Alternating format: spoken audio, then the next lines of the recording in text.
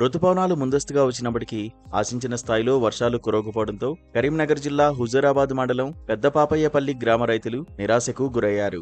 వర్షాకాలం మొదలై దాదాపు నెల రోజులు గడుస్తున్నా సమృద్ధిగా వర్షాలు కురవకపోవడంతో ఈ గ్రామ రైతులు సాంప్రదాయబద్ధంగా కప్పతల్లి ఆట ఆడారు.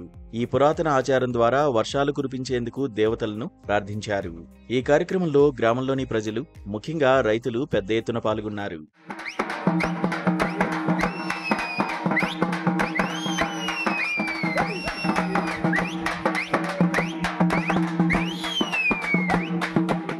పెద్దపాపయ్యపల్లి గ్రామంలో ఈ సాంప్రదాయ కార్యక్రమం అత్యంత ఉత్సాహంతో జరిగింది.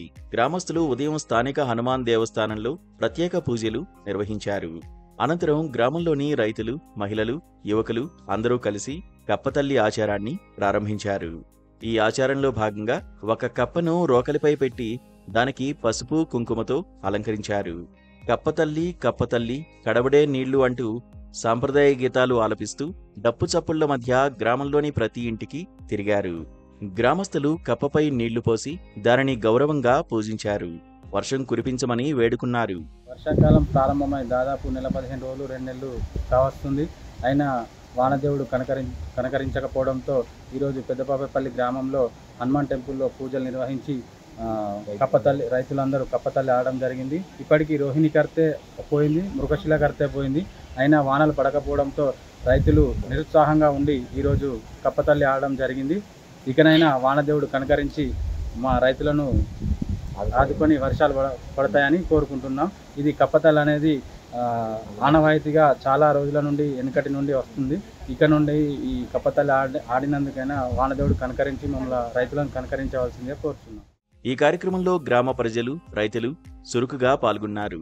ఈ ఏడాది వర్షాలు సరిగ్గా కురవకపోతే పంటలు దెబ్బతింటాయి. కప్పతల్లి ఆచారం మా పూర్వీకుల నుంచి వస్తున్న సంప్రదాయం. ఇది వర్షాలను కురిపిస్తుందని మా నమ్మకమని రైతులు తెలిపారు. కప్పతల్లి ఊరేగింపు తర్వాత గ్రామ సమీపంలోని చెరువు వద్ద కప్పను గౌరవంగా విడిచిపెట్టారు. ఈ సంప్రదాయం ద్వారా పెద్దపాపయ్యపల్లి గ్రామం తమ సాంస్కృతిక వారసత్వాన్ని, వ్యవసాయ జీవన విధానాన్ని ప్రపంచానికి చాటి చెప్పింది.